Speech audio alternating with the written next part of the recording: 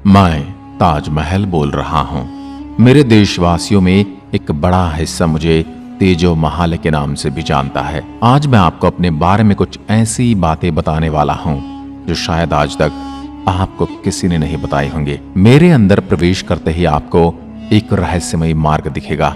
उसके पास जाओगे तो धातु से बना जालीदार दरवाजा देखने को मिल जाएगा और अंदर झांक कर देखोगे तो धातु के दरवाजे के अंदर वापस लकड़ी के दरवाजों से जिन्हें बंद कर दिया गया है। ऐसे ही मेरे परिसर में कई रास्ते हैं, लेकिन ये गुप्त रास्ता कहाँ जाता है, इसको समझने के लिए मेरे साथ एक घटित हुई घटना का जिक्र करता हूँ। एक दिन एक तेज दिमाग वाले आदमी ने मुझसे पूछा कि तेजो महाल है, तुम्हारा नाम ताजमहल है कि तेजो महाल है?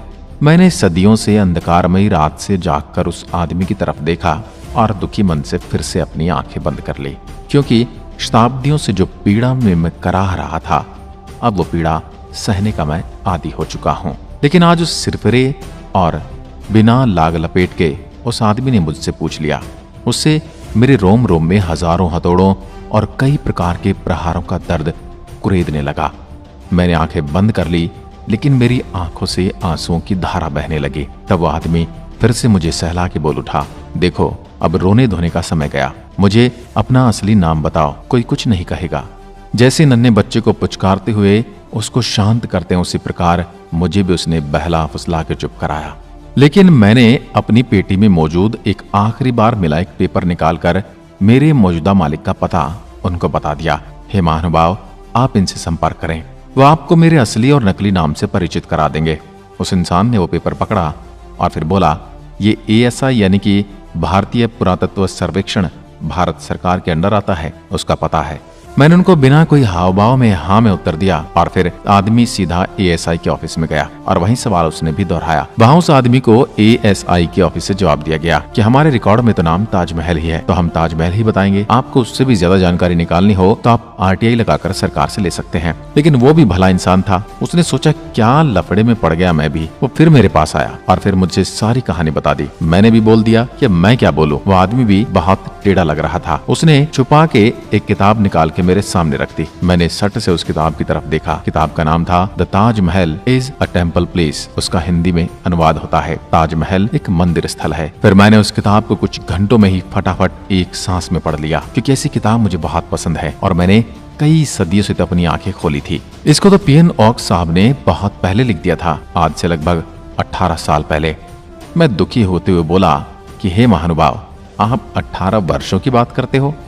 मैं तो सदियों से यहाँ खड़ा हूँ और मुझे खेद है इस बात का कि आज तक मुझे किसी ने किताब नहीं दिखाई। आपका बहुत बहुत शुक्रिया। लेकिन वह इंसान मेरे शुक्रिया कहने पर भी खुश नहीं हुआ। मुझे प्रश्नवाचक निगाहों से देखते हुए मुझसे पूछ उठा, देखो भाई ताज जी, मैं कोई आपको ये किताब पढ़ने के लिए नहीं लाया हूँ।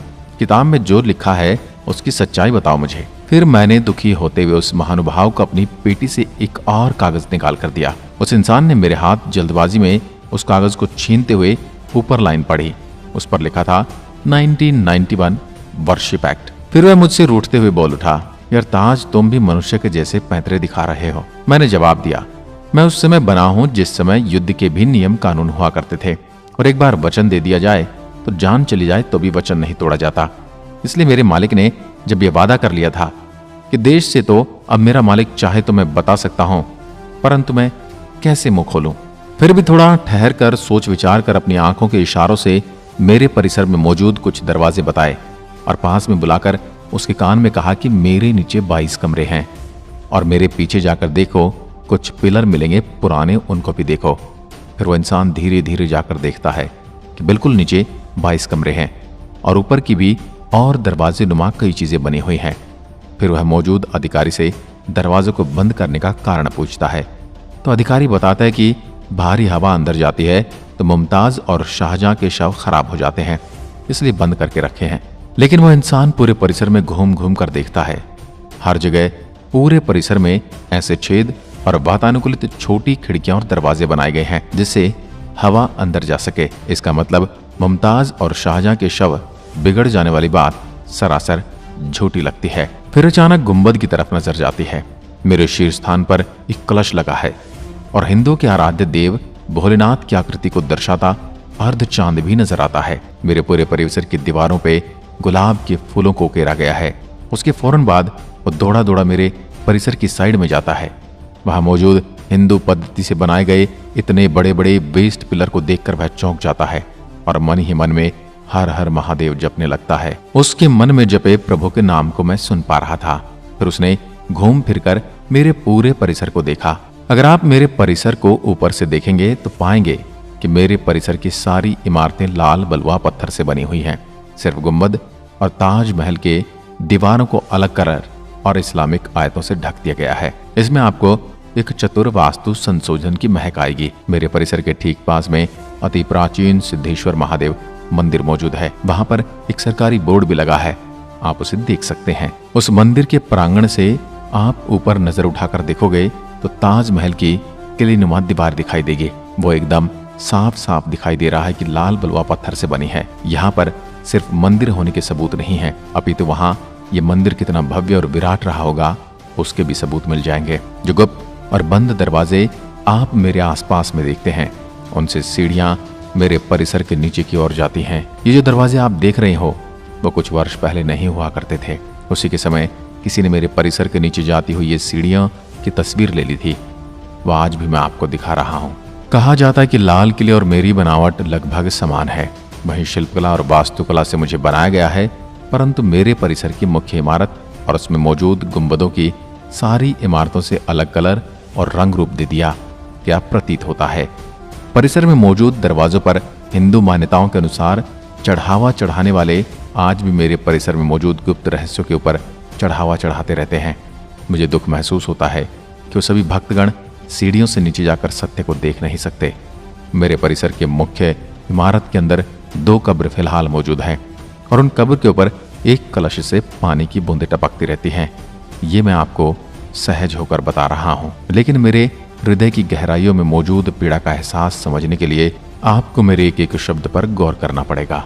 वहां के लोकल लोगों में चीजें भी प्रचलित हैं कि मेरा नाम बादलगढ़ फोर्ट या बादलगढ़ मंदिर है, लेकिन इतना तो मैं आपको बता ही सकता हूँ कि जितना भव्य और शानदार आज की तारीख में आपको मैं बाहर से दिखाई देता हूँ, उससे कहीं गुना बड़ी संरचनाएं मेरे परिसर के नीचे दबी हुई हैं। मैं आपको ये कहूँ कि कई कई किलोमीटर तक मेरे अंदर से फैलाव है तो आप चौंक मत जाना। मैं फिलहाल इतना ही बताना चाहता हूँ क्योंकि अभी इतनी ही जानकारी मुझे आप लोगों को बताने के लिए कहा गया है। मैं कुछ दिनों से उत्साहित होकर काशी में मौजूद काशी विश्वनाथ मंदिर और ज्ञानवापी मंदिर की खबरें देख रहा हूँ। उसी से प्रेरित होकर हल्की सी आहट मैंने लेने की कोशिश की है। मैं बस अपनी हल्की सी दाईं आंख खोलकर उस पल को टेलीविजन पर देख रहा हूँ। मेरे मन में बड़े ख्याल आते हैं और कई प्रकार के ख्याल आते रहते हैं और एक ज्ञानवापी मंदिर की खबरों को सुनकर मैं अलग प्रकार का आनंद महसूस कर रहा हूँ। कुछ लोग कहेंगे कि ताज तुम ज्ञानवापी मंदिर कह क्यों रहे हो, तो मैं बता दूं जिस सदी में मेरी स्थापना हुई थी मैं ज्ञानवापी को उसी नाम से जानता था। तो अब मैं आपकी सुविधा के लिए क्यों अपने शब्द वापस लूं। ज्ञानवापी मंदिर की खबरों से प्रेरित होकर चंद्र नामक राजा की याद में बनाए जाने वाले असली नाम को मैं नहीं बता सकता, लेकिन उसका मौजूदा नाम कुतुब मीनार है। मैं कुतुब मीनार को देख रहा था, हवा में अटखेलियां कर रहा था। मैंने पूछा, क्या हुआ, इतने प्रसन्न क्यों हो? तो उसका जवाब सुनकर मैं चौंक गया। उसने कहा कि अब हम और तुम दोनों आजाद होने वाले हैं। मैंने साहस करके पूछ लिया कि वो कैसे? उसने कहा कि सुना नहीं, हम दोनों के भी कागजों और सबूतों को खंगाला जा रहा है। मैं जोर जोर से हंस पड़ा और बोला कि मेरे सबूतों को ढूंढा जाए ये तो मैं मान सकता हूं, क्योंकि मेरे परिसर के बाहरी और मौजूद लगभग सभी सबूतों को मिटा दिया गया था। लेकिन कुतुब मीनार तुम्हारे तो परिसर में ही बोर्ड लगा है कि तुम्हारे परिसर को 27 हिंदू और जैन मंदिरों को तोड़कर बनाया गया है। और तो और चारों ओर प्रभु की मूर्तियां और उनके अवशेष आज भी विद्यमान हैं। और तो और हजारों वर्ष पहले बने लोह स्तंभ पर मौजूद शिलालेख भी मौजूद है। फिर भी तुमको सबूत पेश करने पड़ेंगे। कुतुब मीनार बोल उठा, जो है वो सबके सामने है, लेकिन अब अंधकार के दिन धीरे धीरे ही सही खत्म होते हुए नजर आ रहे हैं। मैं उससे सवाल कर रहा था, परंतु मन ही मन में थोड़ी खुशी और अंधकार दूर होता हुआ मैं महसूस कर रहा था। मैं हजारों वर्षों की यात्रा करते हुए आज भी विद्यमान हूँ। आज भी प्रतीक्षा में हूँ कि एक दिन आएगा और मुझे मेरे असली नाम के साथ फिर से विद्यमान करेगा, कि एक दिन आएगा और मुझे लोग मेरे असली नाम से पुकारेंगे। दोस्तों, आपको मेरे बारे में कोई टीका टिप्पणी करनी हो तो कमेंट बॉक्स में अपने सुझाव और विचार अवश्य दें। आज के लिए बस इतना ही। धन्यवाद।